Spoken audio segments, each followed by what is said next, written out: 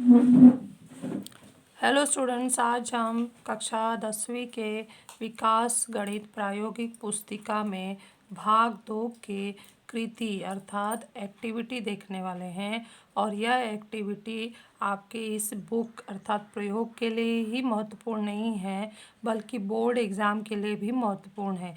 इसलिए आप ये कृति जो समझाए जा रहे हैं उसको अच्छे से यहाँ भरिए और पूरी कृतियाँ एक कृति नोटबुक आप बनाए हैं उसमें लिखना है। अगर नोटबुक नहीं बनाए हैं तो अपने फेयर नोटबुक में ज़रूर लिखिए, क्योंकि यह प्रयोगी पुस्तिका तो आपके स्कूल में सबमिट हो जाएगा जिस दिन आप प्रयोग का एग्ज़ाम देंगे।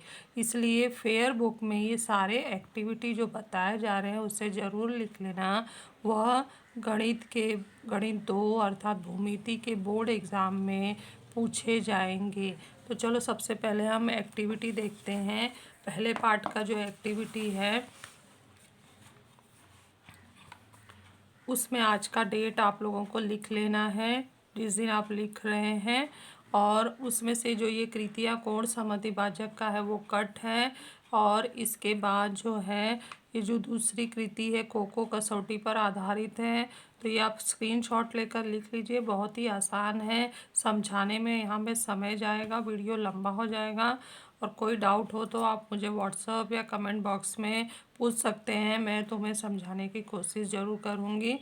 नेक्स्ट यहाँ पर भी कोको कसौटी से ये समरूप हुए हैं, और यहाँ ये बोला गया है कि दो त्रिभुजों का आधार और ऊंचाई दिया है तो उसका डायग्राम बनाओ, दत्त लिखो, साध्य लिखो और क्षेत्रफलों का अनुपात किसके बराबर होगा। तो ये त्रिभुज के क्षेत्रफल संबंधी गुणधर्म पहला एक है जिसका डायग्राम दत्त साध्य दिया गया है। तो ये हमारी पहली कृति है। उसके बाद हमने पार्ट 2 की कृति जो है पाइथागोरस प्रमेय की कृति कर चुके थे। जो बच्चे नहीं किए हैं तो वो स्क्रीनशॉट अभी ले सकते हैं। फिर हम नेक्स्ट कृति पे लाइन से सारी कृतियाँ अभी आज कर रहे हैं, एक भी छूटेगा नहीं। उसके बाद पार्ट 3 वृत्त का भी कृति हम पहले कर चुके हैं, तो इसका भी स्क्रीनशॉट लो अगर नहीं किए हो। फिर ये पार्ट 4 की कृतियाँ हैं जो रचना के रूप में पूछे गए थे, ये सब एग्ज़ाम में आते हैं। अब ये मत समझना कि सिर्फ प्रैक्टिकल बुक में लिखा और बंद करके रख दिया, ये सारे बोर्ड एग्ज़ाम में लिखित एग्ज़ाम में आएंगे, इसलिए इसका ज़रूर प्रैक्टिस करते रहना है।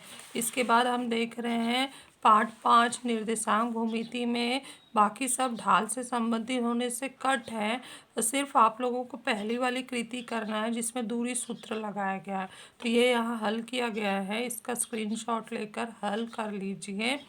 नेक्स्ट हम पार्ट 6 त्रिकोणमिति में चलते हैं। त्रिकोणमिति में बहुत ही आसान प्रश्न है, इसको आप लोग ज़रूर हल कर लीजिए। बहुत ये जो पहला है तो बहुत ही आसान है। उसके बाद ये जो दूसरा और तीसरा है, सर्व समीका कैसे ज्ञात करना है वो बताया गया है। साइन वर्ग थीटा प्लस कॉस वर्ग थीटा बराबर 1 से शुरू होकर कॉस वर्ग थीटा से सब में भाग देकर नई सर्व समीका टेन वर्ग थीटा प्लस 1 बराबर सेक वर्ग थीटा होता है। उसी तरह से यहाँ साइन वर्ग थीटा भाग दे दिया तो 1 प्लस कॉट स्क्वायर थीटा बराबर कोसेक वर्ग थीटा होता है। यह दो सर्व समीका कृति द्वारा प्राप्त किया गया है। फिर एक छोटा सा सवाल है जो पूछा जाता है, बहुत ही महत्वपूर्ण है। ये सारी कृतियाँ आपको स्क्रीनशॉट ले लीजिए और अच्छे से लिख लीजिए।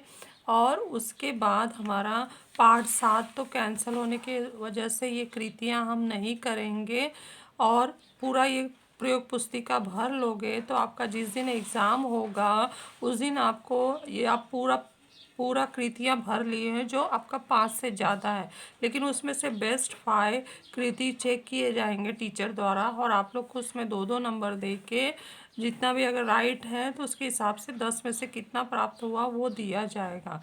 इसी तरह से अलजेब्रा का भी होगा और ज्योमेट्री का भी होगा, और अलजेब्रा में 10 नंबर में से कृति का नंबर, ज्योमेट्री में 10 में से कृति का नंबर, फिर तो टोटल होके 20 में से कृति का नंबर कितना मिला, और फिर उसका एवरेज निकाला जाएगा डिवाइड बाय 2 करके। तो इस तरह से आपको जितनी कृतियाँ पार्ट 1 से लेकर पार्ट 7 तक बताई गई हैं वो सब आप लोगों को लिख लेना है, और इसको फेयर बुक में भी लिखना है और प्रैक्टिस करते रहना है।